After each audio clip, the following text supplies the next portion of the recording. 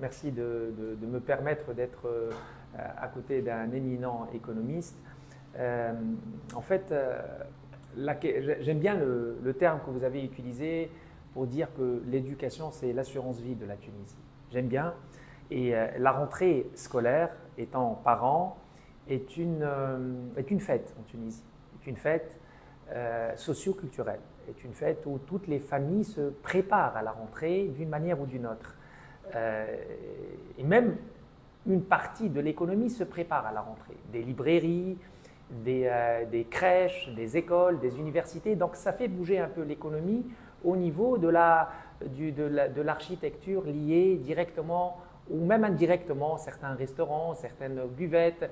Il y a une vie qui reprend avec cette rentrée scolaire, on ne peut pas le nier. D'ailleurs, comme on en parlait tout à l'heure, il y a aussi même une architecture de l'économie, de la politique, tout a été calqué sur la rentrée scolaire pour reprendre vie et reprendre certaines bonnes habitudes. La Tunisie post-indépendance a toujours misé sur l'éducation. Et on ne peut pas ne pas s'empêcher de parler du recul de l'école publique. On ne peut pas. Aujourd'hui, nous sommes tous issus de l'école publique et nous voyons que les générations actuelles scolarisent leurs enfants dans des écoles privées. Donc je pense qu'il faudrait une réforme structurelle de l'école publique pour que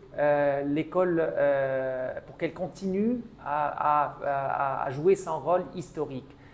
Et ça, c'est important. On ne peut pas aussi ne pas s'empêcher de parler du pouvoir d'achat parce qu'aujourd'hui, le Tunisien investit en la scolarité de ses enfants, au sens vrai et figuré.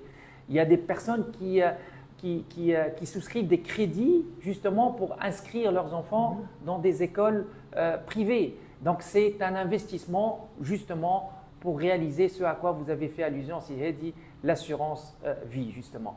Donc on ne peut pas ne pas parler de la rentrée scolaire. Mais la rentrée scolaire aussi est liée à une rentrée économique. Et la rentrée économique, s'il y a quelque chose en tant que patronat à saluer, c'est justement la résilience de nos entreprises. Résilience aux chocs externes et aux chocs internes. Résilience aux problèmes mondiaux que nous avons connus sanitaires et des guerres géopolitiques, etc. Mais résistance aux chocs internes des problèmes comme si Bourzel les a cités, inflation, récession, problèmes de chômage, etc. Et donc, l'entreprise tunisienne a même changé son modèle économique, prenant justement en considération ces aléas-là au détriment de sa compétitivité. Donc voilà les premières réflexions qu'on peut faire sur cette double rentrée, scolaire principalement, mais aussi économique.